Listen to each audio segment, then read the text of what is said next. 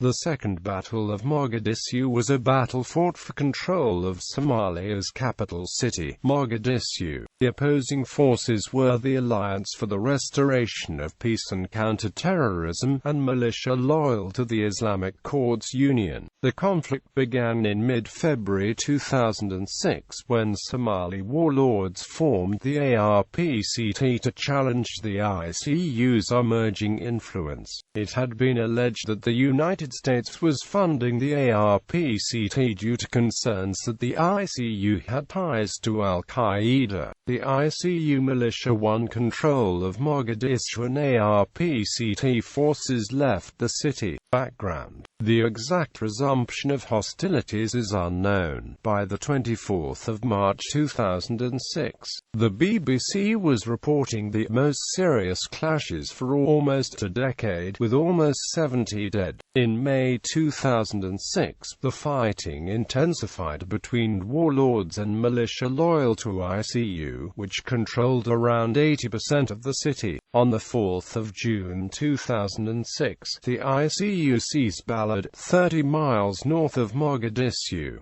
Balad had previously been under the control of forces loyal to Mogadishu. By the 5th of June, at least 350 people, mostly civilians, had been killed. On the 5th of June 2006, Somali Prime Minister Ali Mohammed Gedi fired 4 ministers whose private armies were involved in the fighting. Gedi fired National Security Minister Mohammed Afrikanya, Commerce Minister Musa Sudi Yalahor, Militia Rehabilitation Minister Botan Izalan and Religious Affairs Minister Omar Mahamoud Finish, according to government spokesman Abdurrahman Anwar Mohammed Daneri. He also invited the Islamic courts for talks. On the 5th of June 2006, Sheikh Sharif Ahmed, the ICU's chairman, reportedly seized Mogadishu, saying in a radio broadcast, "We won the fight against the enemy of Islam.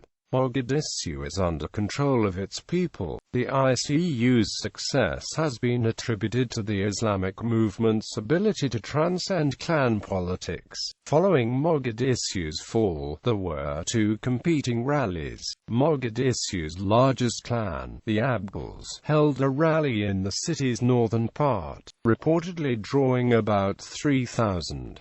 AP reports the demonstrators shouting, "We don't need Islamic deception," and "We don't want Islamic courts, we want peace."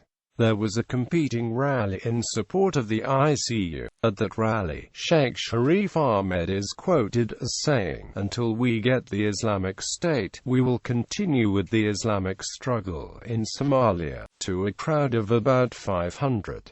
The ARPCT's remaining forces are said to have fled to Jaffa. On the 14th of June 2006, following a standoff that lasted for approximately 8 days, the ICU reportedly attacked the remaining ARPCT forces in Jaffa, routing them and seizing the town. Ali Mohammed Gedi has since then requested peacekeeping forces from the African Union, and neighboring states such as Kenya have imposed sanctions on the fleeing warlords, barring them entry into the lands. United States support for ARPCT. Michael Zorrock, who had been stationed in Nairobi, was reassigned to Chad after he sent a cable to Washington criticizing Washington's policy of paying Somali warlords. The Times stated, "The American activities in Somalia have been approved by top officials in Washington and were reaffirmed during a National Security Council meeting about Somalia in March." On the 7th of June 2006, the Republic of the Congo's president and current African Union head, Denis Sassou Nguesso, criticized the United States for its involvement in fighting in Mogadishu following his meeting with President George W. Bush and Secretary of State Condoleezza Rice.